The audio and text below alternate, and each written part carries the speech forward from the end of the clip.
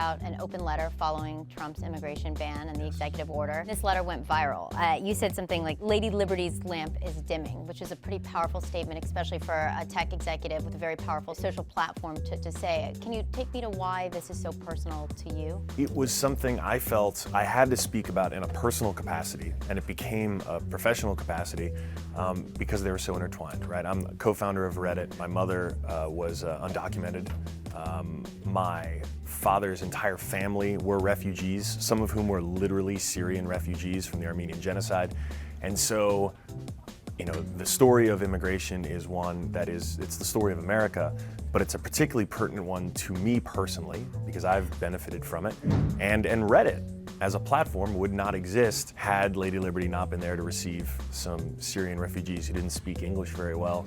And I'm grateful for it. There are all these fascinating ethical questions that tech leaders are now taking on. You look at the power of social networks, look at some of the issues Twitter has had with banning certain groups. And I know Reddit took a stand recently and banned 3 alt-right groups. Has your line on what you choose to ban and how you go about it, has that shifted at all? One of the most important things we did when Steve and I came back 2 years ago, it was actually one of the first things we did, was update the content policy for Reddit.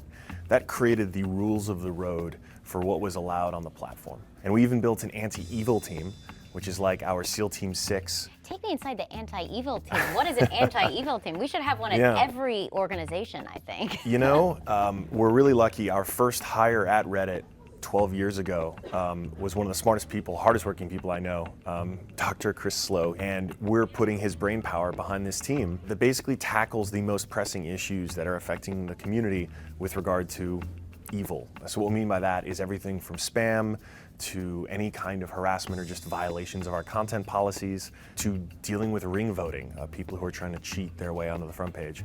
So, you know, we made a thoughtful decision as a company to take some of our best people and not focus them on growth or revenue, you know, typical Silicon Valley things, but instead focus them on this, which admittedly is going to mean less short-term growth in things like revenue and traffic, but we would believe a longer-term value because we've learned from some of our peers that have had significant missteps that it's important to be investing in today. I talk to a lot of people in Silicon Valley when we look at the election who are kind of thinking about, oh, maybe I'd run for office. I don't know. I mean, I saw you out there during the SOPA stuff. Like, I've seen you kind of speak out against issues. You had this letter that went viral.